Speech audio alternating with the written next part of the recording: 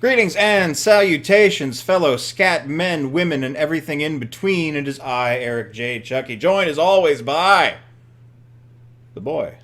Hey, for disclamatory purposes, he's referring to people who are fond of the musical genre scat. Yeah, I'm not into poop. That's a hard pass on poo-poo. Skipping it out, boo bop. What are we talking about? Yeah, well, before we get into all that shit, and I stress once again, I do not mean literal night soil. You had to whip out the night soil? I don't whip out the night soil because of my disinterest in it. It belongs in 3 places: my butt before transport, the toilet ideally, outside somewhere in an emergency. Thanks for outlining that three simple zone plan. I feel like this could be, spread around amongst the people. No, again, that's not what we want. Okay. This bit has taken on a life of its own. It's impossible to kill, so why don't we just move on to the plugs, shall we? I wrote a new book. You can buy it below. You can also buy the other 5 books I wrote below. Number 5 is a great jumping on point. That one is called Start Again. And otherwise, you can start at the beginning if you wanted to. I've got a Patreon. If you were to sub to my Patreon, it would help me make sure I can make these videos. Do so, and you can be cool, not only like Rob. What? But also a guy from Ohio. What? There are 2! There are 2! 2 there are! The empire grows. I stream on Twitch Tuesdays and Thursdays, typically. And, I don't know, there's a bunch of shit in the description you can click. There you go. All right. Moving right along. Today we are talking about something we're doing all year. We are counting down our top 5 characters in various forms, across various forms of media, as a revisit to a podcast we did years ago. At the end of this year, we'll be revisiting all of these to do another top 10 list after having re-looked at everything. Yes. So, this time it's movies. Hey, you may notice that's a big kind of umbrella. It's general movies, first of all, because, we've already talked about a lot of favorite Marvel characters and DC characters. Yeah, and Star Wars characters, and this is everyone who doesn't fall into those and other specified umbrellas, like Western animation. Yeah, so basically we got to the point where there was limited utility in chopping things up into smaller and smaller categories. So we're just going with sort of an and the rest for movies. And that makes it difficult. It does. Even considering, it took us both a lot of time to figure out, where do I draw from here? Because so much of what we love, first of all, is tied up in those aforementioned categories. Secondly, because that's a lot of people to sift through. That's a lot of people to sit through, and a lot of it, I've been immersed in, as the saying goes, in fandom culture, in comics and Star Wars, and the stuff we did specific lists about for so long, that for several years now, that's most of the movies I watched. So I have a kind of a limited pool to work from until we get into the deep mists of the past, where unless those characters really stuck out to me, they're not going to make the cut just because it's been too long since I've seen the movie for me to remember much. There are childhood characters that I love that I'm like, because they just haven't stuck with me. Or they've dropped out of an imagined spot in the top 5 because of stuff that I found more exciting recently. There you go. That's the beauty of these lists as well, is they're not written in stone. Yep. So, but why don't we start off with you, my friend, because it's someone I agree is a excellent person within cinema. Yes. All right. And don't steal bits from funnier podcasts, but I'm stealing this. Friend of the podcast, Matthew Lillard. If you want to look, I don't know if this somehow gets. You know what? Okay, comment in the comments. Share this video with Matthew Lillard. We love you, Matthew Lillard. You're great, Matthew Lillard. You're amazing in everything you've been in, and your range is incredible and underrated. And I decided I only wanted to let in one character that any given actor played. So, Dennis Rafkin from 13 Ghosts is my number 5. A really wonderful performance. Inspired a character in my books, which you could find out more about if you fucking bought them. And it just... a wonderful example of someone who is clearly not the main character of the movie, but stole the fucking show. I remember him so much more than Tony Shalhoub's character, and I like Tony Shalhoub. I love Tony. You know what? Tag Tony Shalhoub in this video. But there's one line the character says, which has stuck with me genuinely since I first saw the movie, which is, "I'm getting my ass out of the big glass house. Grab your children, do the same." And it's pure. Yeah. It's a pure, quotable line that sticks with me. The last look he gives, I think that's etched in my head forevermore. I haven't seen that movie in at least a decade, and I can still picture it clear as day. Yeah, he has a cool... He goes out cool. Spoilers for a very old movie. Dennis Rathkin doesn't make it to the end of it. Matthew Lillard's power must be... Contained. You have to kill him off every now and then, otherwise he will become too strong. He played Shaggy for too long, and his power started to leak into the character of Shaggy. Yes, that is the thing that actually happened. That's why they had to switch him for the Scoob movie. Yeah, you gotta... Because the vessel could no longer contain him. Yeah, it got too destructive. So, I don't have a lot to say about Dennis Rathkin because he's not a terribly complex character. He has character moments and he has a good arc in the film. Yeah. He goes from being, very, very, not into this, to getting involved with this whole bullshit, to being a hero. And that's a simple arc, but it's a damn good one. It kind of reminds me of an issue that is overall a problem with, and we mentioned this on previous lists, and it's such a good movie. Like, for as fun, stupid, schlocky horror as it is, wow, what a great movie to come out of it. And it's often hard to separate those great characters from great movies. Sometimes you want to put a character on the list just because the movie's so good. Yeah, there are a lot of characters who didn't make this list because, while they're good characters, I'm not personally as fond of the character as I am the movie they're in. Yeah. So, I couldn't in good conscience add them. A lot of the characters Jason Statham plays, for instance, I love those movies, and he's doing a good job, but it's not that individual Jason Statham is really, really interesting or good, so he didn't make the cut. Spoilers. I think a lot of comedy characters also are very difficult to place, because do I care about the cast of Airheads, or do I just love Airheads? Right, exactly. So, but if with your permission, I'll move on to my number five, sir. Yeah. What is yours? My number 5 is Benoit Blanc from Knives Out. A very recent addition, and I'm surprised he rose as fast as he did. But recently, I was reminded that Knives Out 2 is coming with Dave Bautista, who is at the top of my favorite characters list. Spoilers. He's not. That was a joke. And I was really excited to see this character again. I'm not really all that fond of... I literally just said this sentence and I've forgotten everything about it. Daniel Craig's James Bond. I was a Pierce Brosnan man in my youth. Craig seems too dour. He's just not... That's how I've always phrased it. He seems too dour. Yeah. Too down. Pierce was having a good time. Yeah, and... Timothy Dalton before him was my favorite. Again, someone who's having a good time. Yeah. Fantastic actor besides. But when I saw Knives Out, I really latched onto this character. First of all, because he's got a very fun presence, which was only amplified by Markiplier playing Among Us and accepting the persona of the character. This is Foghorn Leghorn the Detective? Yes. Okay. I haven't seen Knives Out. He's got a good moral core as well.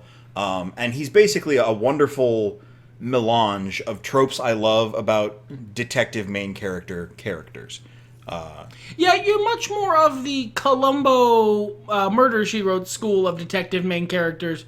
The Crouching Moron, Hidden Badass school of detective main characters. They're not necessarily even morons. Columbo, I haven't watched a lot of Columbo, but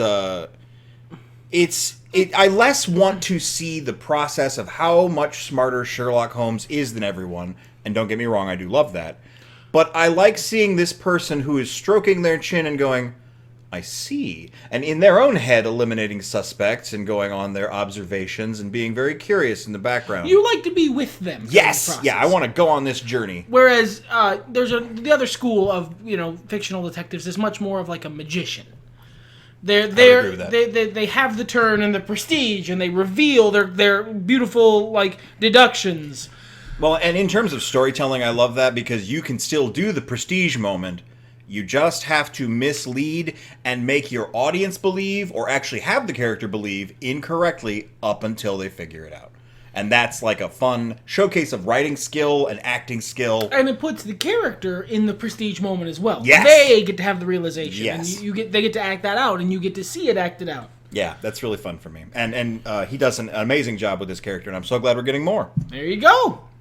Number 4, my friend? Number 4 is Beatrix Kiddo from the Kill Bill movies, otherwise known as The Bride. There's a lot I love about the Kill Bill movies. There's a lot of characters I love about the Kill Bill movies.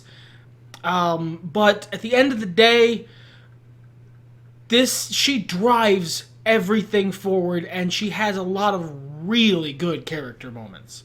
Beyond just being a complete hard ass, and she is, don't get me wrong, Beatrix Kiddo is someone who you watch struggle and you see suffer, and it really makes you root for her to get her roaring rampage of revenge completed. Mm-hmm.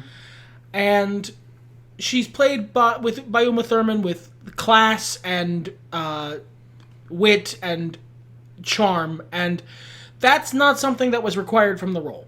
No. To be perfectly honest, it's not. Well, at the same time, yes, it was. It's not something you needed to expect, but for the films that came out from this character, you needed her to have the presence of Lara Croft Tomb Raider and also a personality underneath that.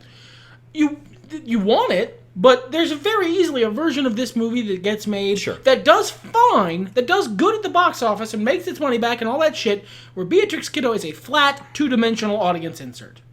She's not. And I like that, because that's a brave choice, and it's kind of brave choice Quentin Tarantino tends to make. I like both of those films, and that character, and Bill, of course, as well. But the spoiler alert, didn't make it into my top 5, surprisingly. But I was just reminded of some things I do subconsciously because of those movies. And, man, if you haven't seen them, definitely check them out. Please check them out. They are too big in my pop cultural consciousness to summarize. But there are things that I think are cool in all of fiction. I'm guaranteeing at least marginally, or perhaps even more than that, just because of these movies. Yeah. What about you, sir? What's your number 4? My number 4, I went back and checked, and he didn't make either of our top 5s for Western animation. But if you guys want to go back and watch that podcast, we both talked very favorably of Robin Williams' Genie character from the Aladdin movies. I think, honestly, for both of us, he didn't make the top 5 because we weren't ready. And in part, it's also not really a character. It's just It's him. Robin Williams. Yeah, cut loose. Now, what if you took that character and made him a fucking asshole? My number 4 is Beetlejuice. God, I forgot how much I liked Beetlejuice until recently. He's just so fun. And every time I was sorting this list, and I did it 2 different ways this time as an experiment, it's hard to pit him against somebody and then not let his raw charisma overpower. Now, we are using these lists from the perspective of where the character originated, or at least where our specific version of the character we preferred originated. But this does spread out to all incarnations of Beetlejuice, whether that be the cartoon, the comics, the movie, or the I will musical. say, my favorite version is the movies, because Beetlejuice is more of a skeevy asshole in the movies. Yes. He's much more wholesome in every other version, and that's an important part of the character. Well, yeah. I mean, they were marketed to kids. Well, so no, I understand why they made the change, and but I'm he for is it. still an asshole. Yes. And I like that about it. And I just like that I don't know, he was probably the thing the most in my youth that was like into gross stuff and normalizing that. And he's a villain who's having a great fucking time. Yeah, I mean... And it's hard to beat a bad guy who is clearly having an amazing time. That's what you call foreshadowing. I'm sure I don't know what you're talking about. What's your number 3, my brother? My number 3 is Imperator Furiosa. She's the main character of Fury Road. I don't think that's disputable at this point. That's her movie. Yeah. And god damn, is it a good movie. It is a good movie. But she's on this list because I like her separate from the movie. Of course, I like her in the movie, but Furiosa herself is a great character with a lot of quiet storytelling. Yes. In her everything. In the way she talks and moves and the way she's costumed. Every part of her character has this like amazing attention to detail in it to tell her story without telling you her story. Yeah, she's incredibly well realized, like a shoe becoming tied. Okay, sure, yeah. All these little bits and things that her life has clearly gone through, bowed up and then presented before you. She feels like someone you could meet on the street who's had an interesting life. And I could see 4 more movies about her, or none, and still think she's a tremendous character. Well acted, well written, well directed, well shot. And she has an amazing emotional through line in the movie that is the emotional through line that carries the movie. And, well, one of 2. The other one being a character who's in my honorable mentions, I believe. But,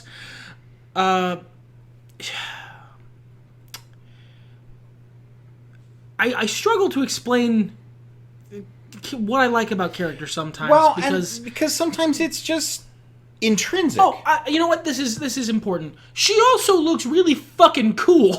Oh, sure. Like, I'm not gonna pretend I'm some high art no, she has a cool fucking robot arm and kicks ass. That's an important part of it. I don't want to bury the lead on that. But what is your number 3, sir? My number 3, I was kind of surprised how fast he ascended, especially because I kind of forgot to add him until like last minute. My number 3 is Dr. Emmett Brown from the Back to the Future series. There was a time in my life where I probably would have been a bit more Marty McFly when I looked up to the charming scoundrel kind of character, but I love the wide-eyed innocence of old-timey Doc Brown, confused about the future and his jokes and such. I love the "it's your kids, Marty, they're assholes" Doc Brown.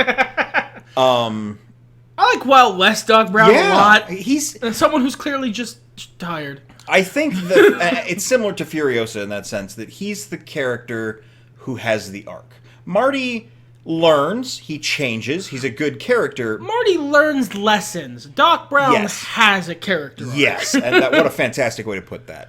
And I don't know, there's just something genial about him. Like, recent comedians get kind of fun with he was doing something bad.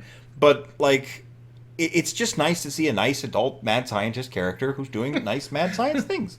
Sometimes you want your mad science to be wholesome. Yeah. And I love that Dr. Emmett Brown's best friend is random high school student Marty McFly. Well, and they're just bros.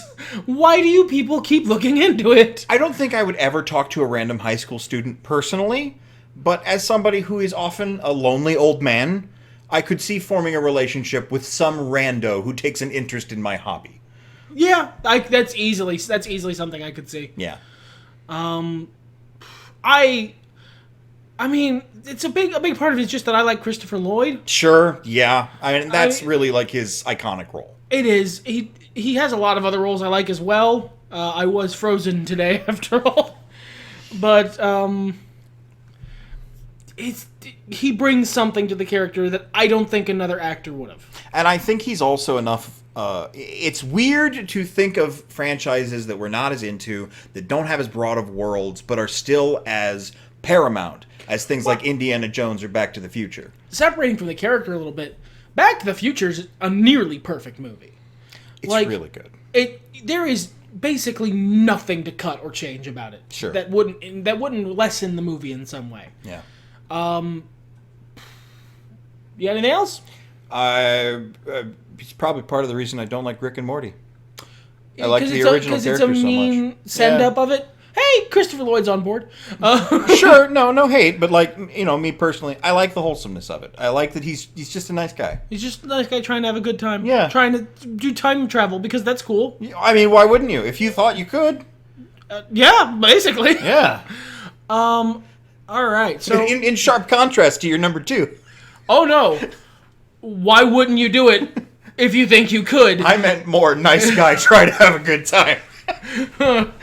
My number 2 favorite character in movies. The top 2, I kind of always knew who would be on here, and it just came down to deciding who was going to be number 2 and who was going to be number 1. They're both villains. Spoilers, but one has a good time and one has a bad time. So he's number 2. My number 2 favorite movie character is Yuri Orlov, the main character of Lord of War. Lord of War is a fucking astoundingly good movie. It's maybe the best performance Nicolas Cage has ever put in anything. And he's restrained. He doesn't do much of the crazy Nicolas Cage faces. He's just being a really good actor. And I love Lord of War because it is the story of Yuri Orlov. This is one of those times where it's not that I love the movie so much that I like the character, it's that I like the character so much I love the movie. Because there's a wealth of other ways they could have done this, where this story would be depressing and shitty and boring. But because of the person they put at the helm of the picture, both the actor and the choices they make for the character, who is based on a real person, but is sort of a archetypal reimagining as opposed to just being a biopic. That's what they're called. He's doing a face. He's doing such a face. I'm trying so hard not to do a face. Please continue. But so Yuri Orlov is a man who started off just trying to get ahead in a shitty, awful world. And he became the personification of the banality of evil. There's a line that's actually in the movie, spoken by Yuri, which is, they say evil prevails if good men do nothing. What they should say is evil prevails. And that's essentially the message of Yuri Orlov, of this movie, of Lord of War. It's such a great archetype of a character, too, and I think it is repeated very well here. I don't know if it's my personal favorite, but it is masterful. But this is your Scarface. This is your character who is a good guy who gets involved in a couple of bad things, and it snowballs. And he just becomes worse and worse, and he descends into madness and debauchery and evil.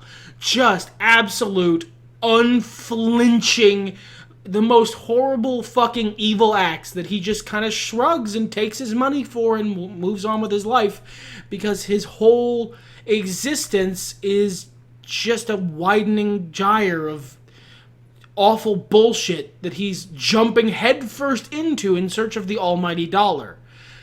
And that's a great character. Yeah. It's a terrible person, and it's not someone I'd want to hang around, but it's an amazing look at just the sheer, uncompromising, vicious evil of a certain brand of economic system gone awry.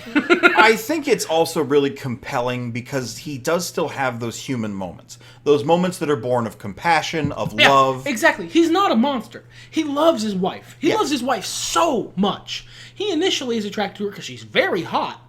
But by the end of it, he loves her so much. And he loves his kids. Or his kid. And he tries so hard to do what's good for his family. You know what this is? Yuri Orlov is the good, well-made version of Walter White. Sure, yeah. This is the difference. This is the well-made version. Walter White is a sniveling, shit-heel coward who I couldn't watch continue to succeed, because he didn't earn it. For all his faults, Yuri did. Yeah, it's a really compelling character archetype, and that's not me taking anything away from it. Obviously, it's been iconic throughout, if not fiction in general, cinema in the last 40 years. Yeah, and I could jabber on at length about it, but I don't. I feel like I've made my point, so I'm not going to belabor it. What's your number 2? My number 2. Where do I begin to approach this? Probably from, like... Alright, what's more important, the character itself or your introduction to it? I would honestly say the character itself. Then start from that. So, I guess this is one of those hold on I can explain moments, because this is going to sound batshit. My number 2 favorite character in general cinema is Dr. Frank N Furter from the Rocky Horror Picture Show. Now I know what you're thinking. That weird midnight movie where people dress up in opposite gendered clothing and throw hot dogs at the screen? Yes. Yes, that is what he means. That is exactly what I mean. There is not a character more committed to being themselves than Dr. Frank N Furter. Even when himself is ugly and jealous and vicious and cruel, he's gonna be him. He's going to be true to himself. Ironically, there are some odd parallels to Yuri Orlov in there, in that, you know... The difference is Frank knows what he is. Yes. And revels in it. Yes. Yuri knows what he is and is cripplingly existentially horrified by it, but he doesn't stop. If you are still scratching your head at this one because of your familiarity with the movie, I would say stop.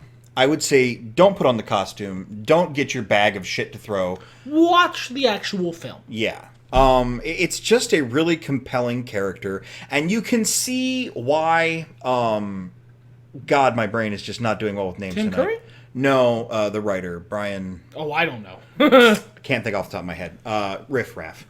Why he was inspired to write the musical that he wrote, and why it originated as a very serious musical, which all hinged around a line he saw on a hair salon or fashion poster or something like that that said, "Don't dream it, be it."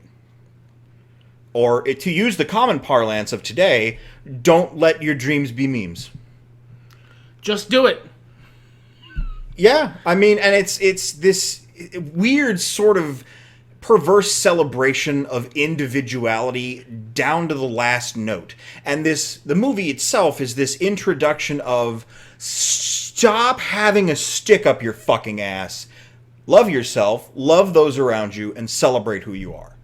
It's a wonderful, like, it's almost like hyper-American in how much it celebrates individualism. And yet written by a British guy. Right? Yeah.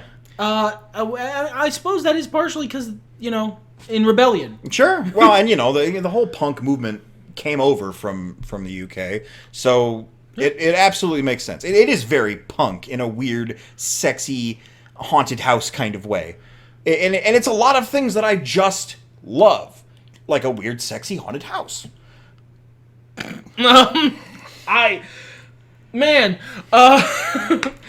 Speaking of having a good time, I can't get away without quoting a line.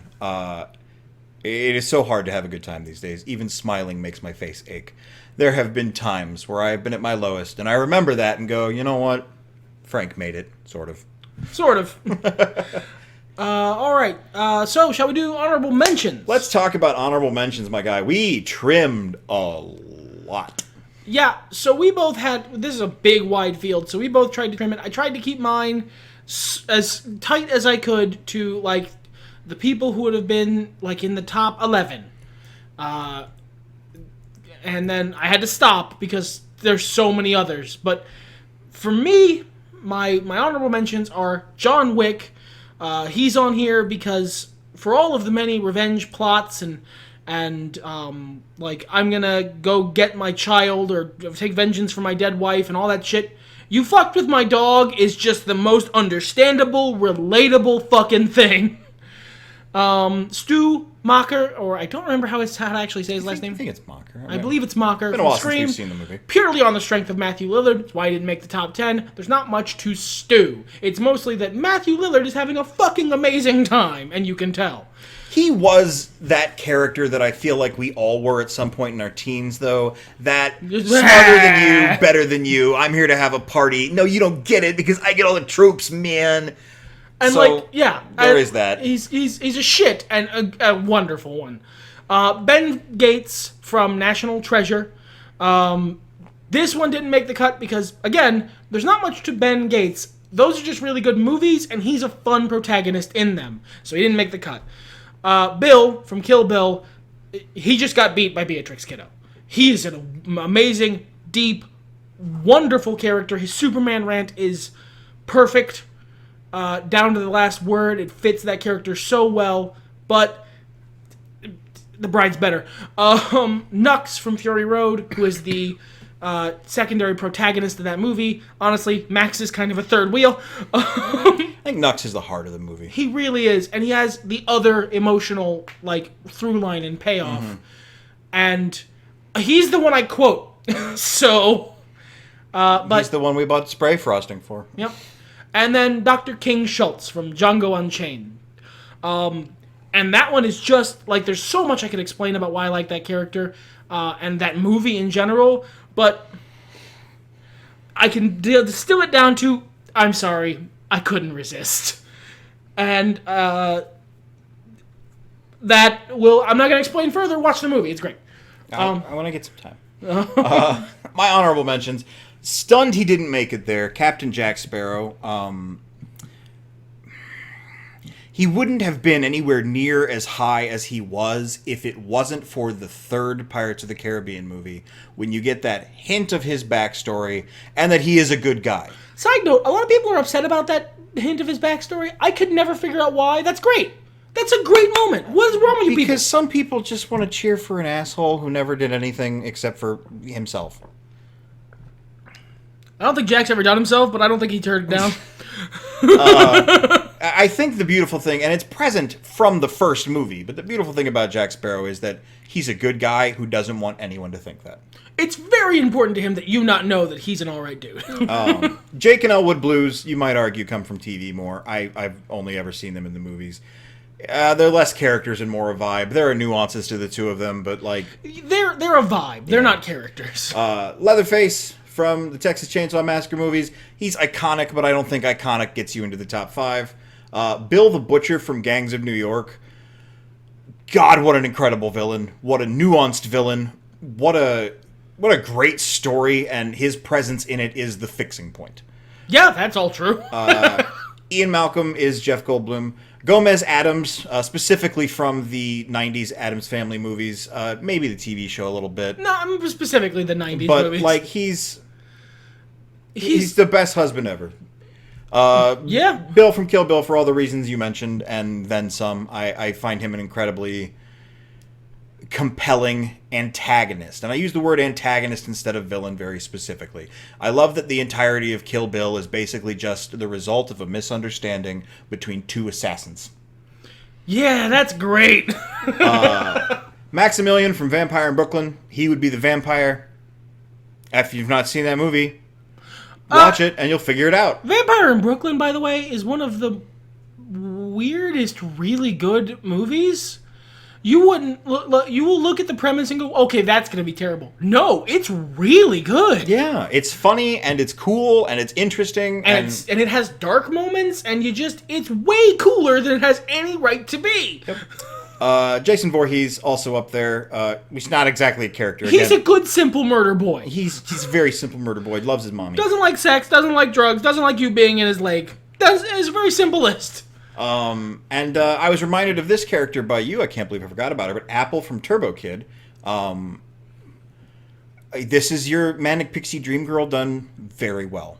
Probably my favorite version of it. Probably the best execution on the trope, yeah. I think. All right, that brings us down to the number 1 of our general movies list. I'll go first. Sounds good. My number 1 character on this particular list of the not related to other fandom properties movies is Hector Barbossa. Captain Admiral Hector fucking Barbossa. The only character on almost any of these lists that I've ever cosplayed as. It was a Halloween costume, but it counts. It was a really good Halloween costume for as little money as we spent on it. He's my favorite character in that whole series. He's so well made. He is simultaneously a simple, very understandable Starscream, and just the most wonderfully happy-go-lucky, having an excellent time, being a very bad person, depressed motherfucker you will ever see. I think I figured out why we're friends. Geoffrey Rush's performance is command in all of the Pirates movies I've seen. I don't know if I've ever seen him having a better time.